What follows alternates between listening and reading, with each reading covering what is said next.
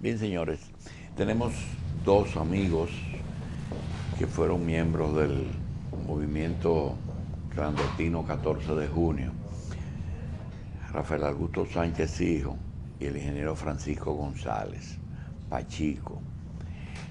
Nosotros quisiéramos, ellos nos van a anunciar un aniversario, pero antes quisiera que Pachico nos hable de algo que las nuevas generaciones, porque ya hace 50 años de eso, 53, usted nos marque la diferencia entre el 14 de junio, movimiento clandestino de aquel complot de velado en que están ustedes, y la llegada del 14 de junio de Maimón, Estero Hondo y Constanza. ¿Qué diferencia hubo entre esos dos movimientos?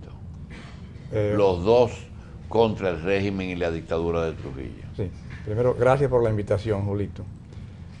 Nosotros como 14 de junio, el 14 de junio, vamos a comenzar por el 14 de junio del 59, que llegó esa misma fecha por Constanza y luego por Maimón y Estero Hondo. El país existía siempre una oposición, pero muy débil la oposición, porque la forma en que Trujillo mantenía al país anunciando todos los días que era lo mejor del mundo, todo lo que aquí había era lo mejor del mundo, y esto como ustedes saben, era una finca de Trujillo. El impacto que nos dio la llegada de los expedicionarios, de esos mar héroes del 14 de junio del 59, es lo que nos da el impulso final para que nos agrupemos y nos decidamos a trabajar por la liberación del pueblo dominicano, formando diferentes movimientos que al final ya el 10 de enero de 1960 es cuando recibe el nombre de Movimiento Clandestino 14 de Junio. Y el movimiento que fue apoyado, los jóvenes apresados por Trujillo y que fueron defendidos en la carta pastoral por la Iglesia Católica, que luego aparecieron en un juicio acusados de conspiración y condenados en su mayoría a 30 años. ¿Cómo se llamó ese movimiento? Bueno, nosotros, digamos, pertenecimos en ese movimiento a uno, porque eran celulares, los movimientos eran por células, sí, al estilo de la Trinitaria. Por eso se llama complot de velado, porque entonces a ellos lo torturaban, sí, para que confesaran, sí, cuál era su célula. Exactamente. Llegamos a tener presencia a nivel nacional. Y nosotros, ¿en qué fecha nace ese movimiento? ¿Cómo? Ese que estamos hablando ahora. Ese que estamos hablando. El interno. El interno. Bueno, nosotros, digamos... Antes del 14 de junio. Bueno, existía, mira, Leandro cuenta, porque me voy a referir a Leandro, que es lo que da como el inicio. El 6 de enero de 1959, a 6 días de haber tomado el poder Fidel Castro en Cuba, se reúnen en casa de Yuyo de Alessandro, Minerva Mirabal, Manolo Tavares, Leandro Guzmán, María Teresa Mirabal, Yuyo de Alessandro y su esposa, que a propósito era cuñada, hermana de la esposa de Ramfi, la esposa de Yuyo. Entonces ahí deciden, Minerva al final de la reunión familiar hace una exposición, dice: señores, miren cómo Fidel ha triunfado en Cuba. Nosotros los dominicanos necesariamente debemos fortalecer nuestras inquietudes antitrujillistas y formar un movimiento que pueda llegar al final. Con eso fue a principio de año. A principio de año, estoy hablando del 6 de enero de 1959.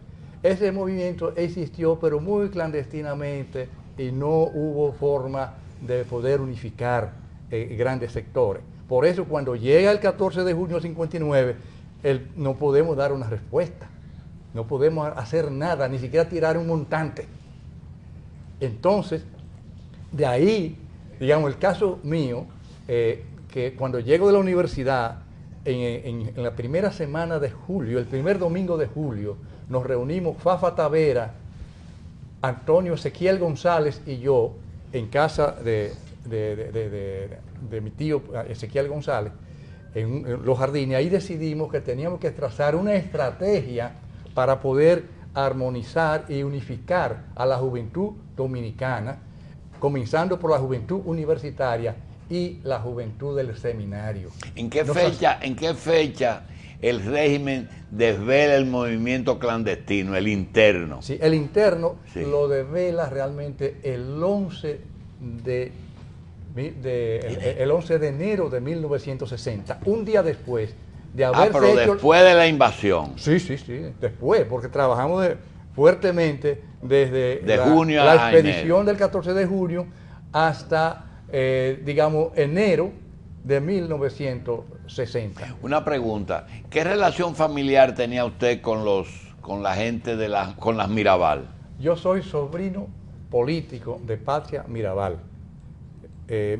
Patria Mirabal se casó con mi tío Pedrito González y vivíamos unos al lado de otros. O sea que yo nací conociendo ampliamente Y el a la doctor Mirabal. el licenciado Rafael Augusto Sánchez y Josefina Padilla, ¿quiénes eran?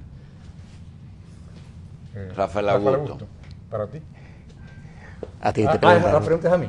Sí, Rafael Augusto Sánchez, Papito Sánchez, Sí. es el padre de Rafael Augusto Sánchez, hijo. Cuando nosotros llegamos a la cárcel, ya él tenía 6 meses en la cárcel, en las solitarias de la cárcel de la Victoria. Y recuerdo que él se daba el título del cazador, y por debajo de la sendilla, nosotros todos desnudos en la celda, y él nos llevaba voz de aliento, y se identificaba, le habla el cazador, y aquí soy fulano, se identificó por primera vez y después a cada rato. ¿Cómo muere Rafael Augusto Sánchez? Personalmente no lo conocí. ¿Cómo él Bueno, muere? mi padre, después de haber estado sometido a torturas en un buen tiempo y haber pasado a la Victoria durante casi 2 años, a raíz de la muerte de Trujillo, su compañero de celda era Segundo Inver, hermano de Antonio Inver, uno de los auspiciadores. Entonces, Segundo cae preso por ser hermano de Antonio. no. Estaba preso. Segundo estaba preso antes. Entonces coincidió la celda con mi papá. Resulta que Pupo Román, parece que cuando él se vio descubierto el complot de 30 de mayo, él quiso callar las voces de Segundo Inver y del que estaba compañero de celda. Seguramente sabía que Segundo sabía del complot para matar a Trujillo y quería protegerse sencillamente. Entonces él le dio la orden al coronel Frías, comandante de la Victoria, y le transmitió a José Altagracia García, un capitán del ejército. Para matar a esos dos compañeros de celda.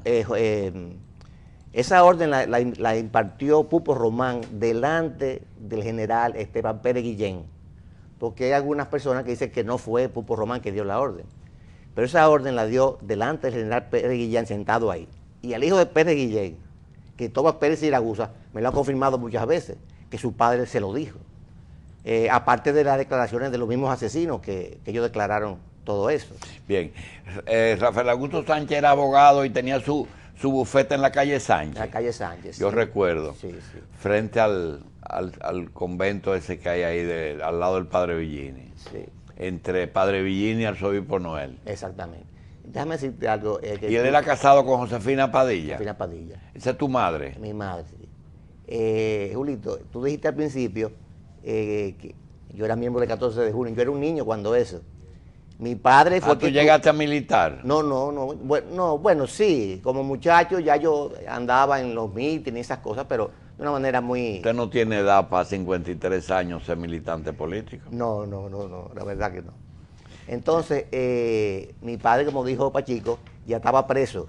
Mi padre ni siquiera perteneció a ese movimiento. Mi padre tenía un grupo anterior, donde estaba el mayor Antonio Muese, el teniente Toñín Rojas, Lora Fernández estaba en ese grupo. Mi papá tenía otro grupo. Y cuando esta gente del 14 de junio llega, ya le era veterano en la cárcel. Por eso es que él, a la llegada de ellos, él los iba entrenando, los iba ayudando, les iba diciendo cómo sobrevivir en esa en esa penuria que estaban pasando. Bien, vamos a dejar que Francisco González nos diga en qué consiste la conmemoración del 53 aniversario del desvelamiento del movimiento clandestino. Sí, mira, la Fundación Testimonio, de la cual yo soy el presidente y él es el secretario de la Fundación Testimonio, año por año hace en el lugar donde fuimos torturados, allá en la 40, donde se ha hecho una iglesia que se llama Iglesia San Pablo Apóstol. Hacemos una misa conmemorativa para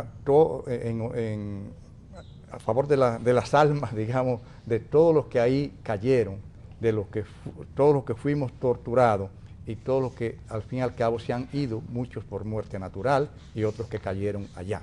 Por ejemplo, Manuel Tejada Florentino es otra persona que se menciona poco. Tú probablemente como médico. Nosotros lo mencionamos mucho porque en un conociste. momento dado fuimos compañeros de él allá al final, el día que se lo llevaron del Gautier. Del Gautier. Tejada Florentino era una gloria, digo, como médico, un hombre que había estudiado ampliamente allá en México y fue uno de los líderes internos del movimiento clandestino 14 de junio. Bien.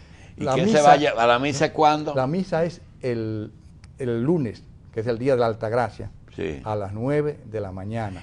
En la parroquia San Pablo Apóstol, donde está antigua cárcel de la 40, que está en la Avenida de los Mártires, entre la Avenida Máximo Gómez y la Ortega y Gasset.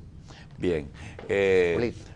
Rafael Augusto. No, quería decir que se va a hacer una recordación especial en esta misa porque acaba de fallecer hace unos días el compañero Rafael Martínez Espallá, quien fue de los estuvo con esta gente presa del 14 de junio, y es el único dominicano que ha pedido que sus cenizas sean depositadas en el monumento donde ajusticiaron al dictador. Sus cenizas, él pidió en vida a Leandro Guzmán y que lo tiraran ahí, que lo depositaran ahí en esa área, porque ahí fue donde nació la libertad y la democracia en este país.